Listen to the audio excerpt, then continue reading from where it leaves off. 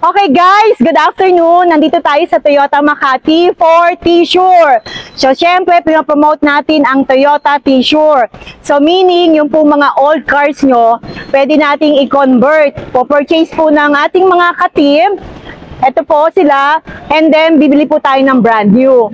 So, magpapaliwanag po si Sir Larry and si Ma'am Angel about T-Sure. So, T-Sure meaning po yung po mga old cars nyo po, pwede natin i-convert sa brand new. So, wala na po tayong iisipin para sa down payment, wala na rin po tayong iisipin para sa depreciation po na inyong sasakyan. Ang iisipin nyo lang po, paano po sumakay sa inyong brand new. For this time, pakikilala ko po ang ating mga T-Sure team. So, si Ma'am Angel, si Sir Larry, and si Sir RJ, and si Sir Michael. Sila po yung team para sa T-Sure. So, we'll discuss right now kung ano po ang mga requirements. Happy afternoon everyone! I'm Ange Paul from Toyota T-Sure Makati. Andito po kami para i-explain sa inyo yung standard procedure po ng pag-trade-in. Unang-una po, dadalhin po natin ang unit dito sa dealer para makita po yung unit natin ng actual. And of course, para ma-appraise po natin ng tama, mabigyan natin ng magandang presyo at tamang presyo. Okay. Ngayon po, pupunta po kami sa Poblacion, tama po? Oh, yeah. Poblacion Makati para i-check naman yung unit natin. May nagpapa-appraise po sa atin na hindi makakarating. So, nandito yung team namin para pumunta sa Poblacion.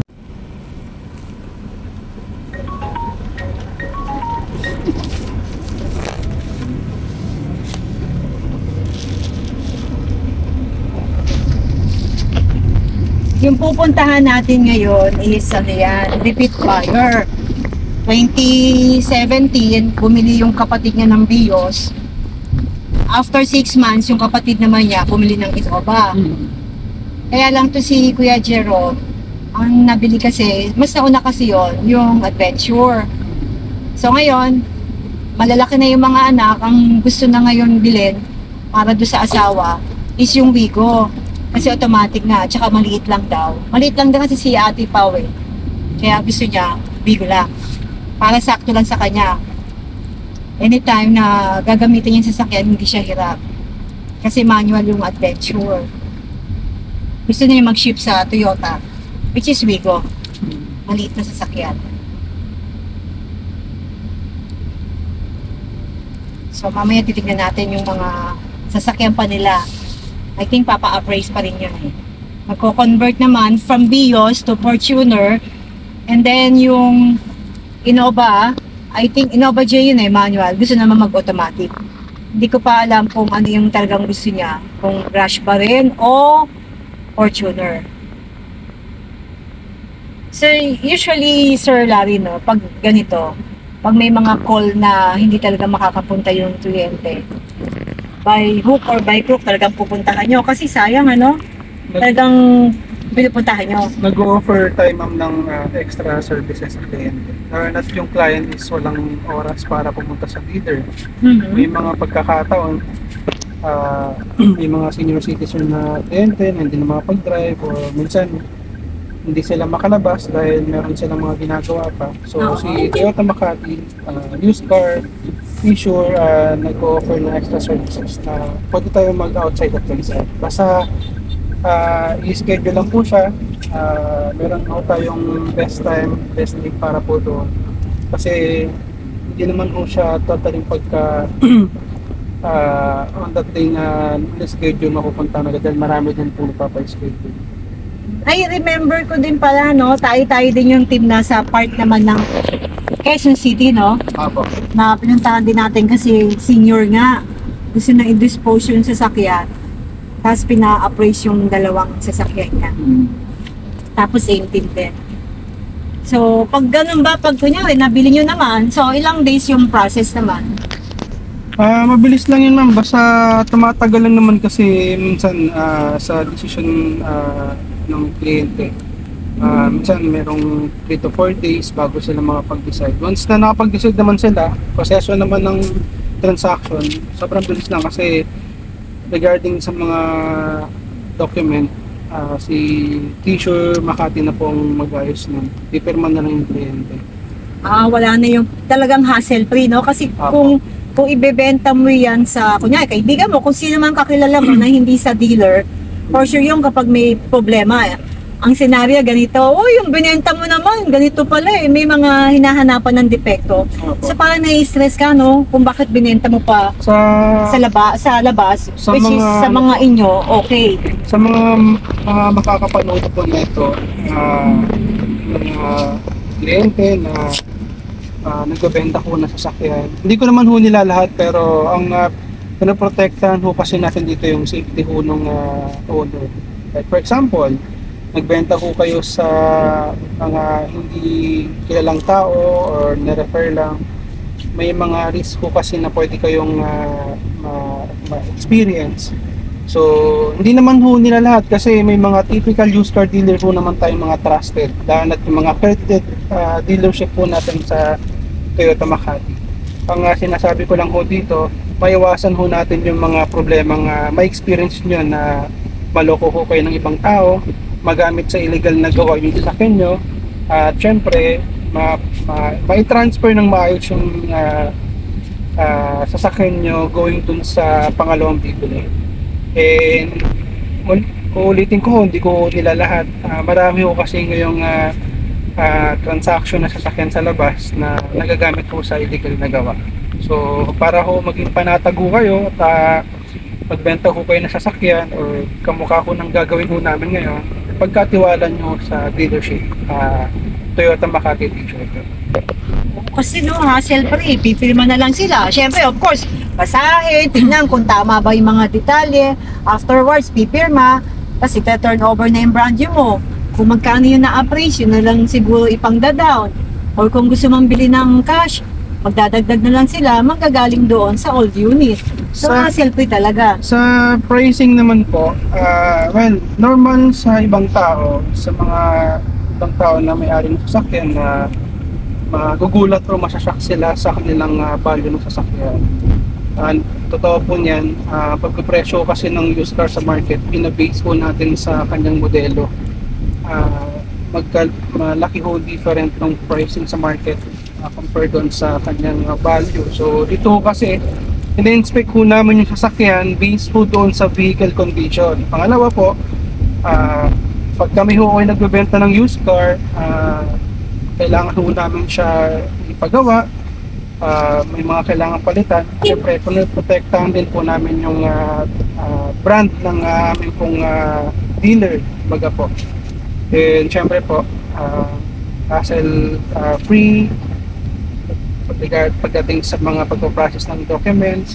So yun po yung binabayaran niyo po dito.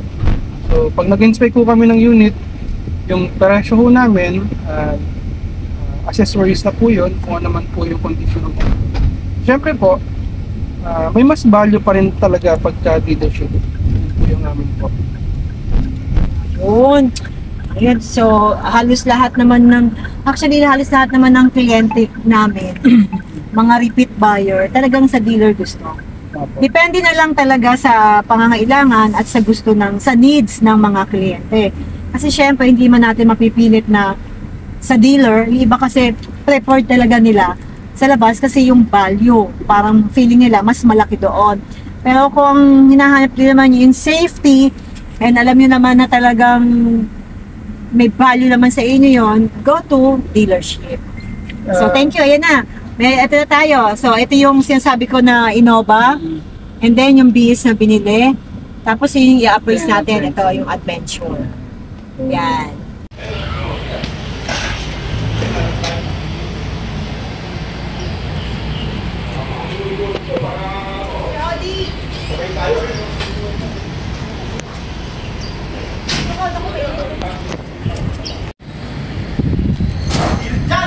Okay, dito lang kami. Saan ba pwede ilalagay dyan yung sasakyan? Yan, ito sa kanto eh.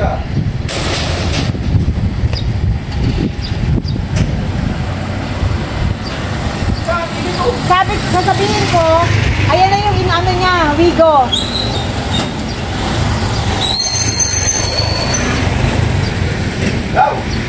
Yan, ito. Ayan, naglagot ka. Tina, ito na. Dinala ko na yung Wigo. Ayan, no? Ayan na. Oh, di ba ang ganda? Kita ka na. Ulit mo. Asa? Sige. Eh, bayo ko, makakusurado. Eh, konti nyo, ano ba yung naman dati yan? Ayun pa, meron pa eh. Pero, ito sa inyo, no? Isa, dalawa, tatlo, apat? Eh, yun ang akin, yun. Ah, ito yung sa inyo. Ito yung papa-appraise. Oo. Ah, akala ko ito. Hindi ba yan? Ito pala. Yung pala yung papa-appraise. Ano yung year model niyan, kuya? 15. No. GLX yan eh. Ito GLX ko eh. Pwede rin po yun, sir. Hindi, sa kapitbahay tayo. Ayun kay Ate Ayi, no? Yung BIOS. Oo, yan, BIOS yan. Yan, ganda yan. Tsaka yung kay, ano, Yan, batch. 15,000 ang takbo niyan eh. Yung gray na BIOS. Pero buwan mo!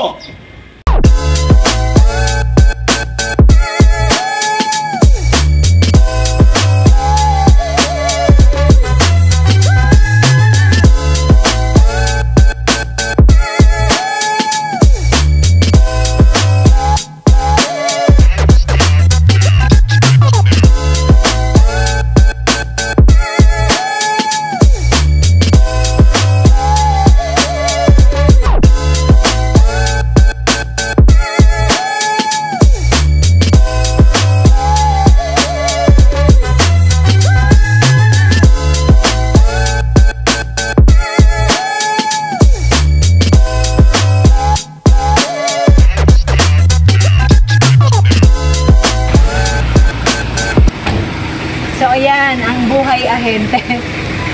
Kapag ang kliyente nag-request na puntahan, wala mga request na alam mo namang bebenta at bibili, syempre kailangan natin i-give kasi yun yung trabaho natin. As agent, kundi sumunod kung anong gusto ng kliyente. Basta tama.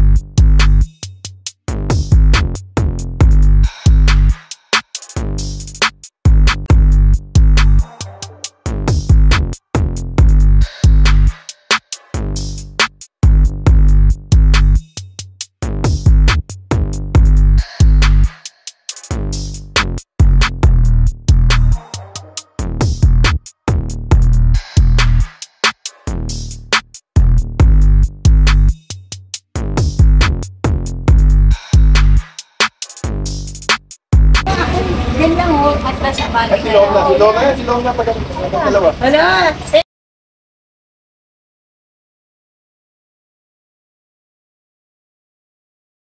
Tapos ate, yung sandalan dito sa gilid. Kung ano, okay ba sa'yo? Sandalan okay na.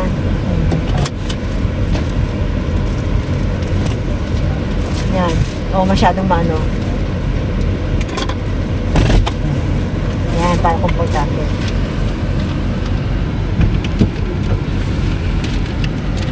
Kaya na-practice yung kay Ate Ayi. Oo. Ayan.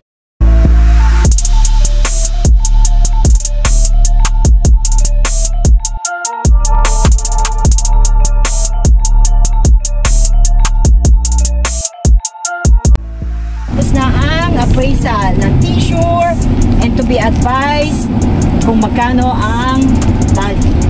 See you! Bye! Bye!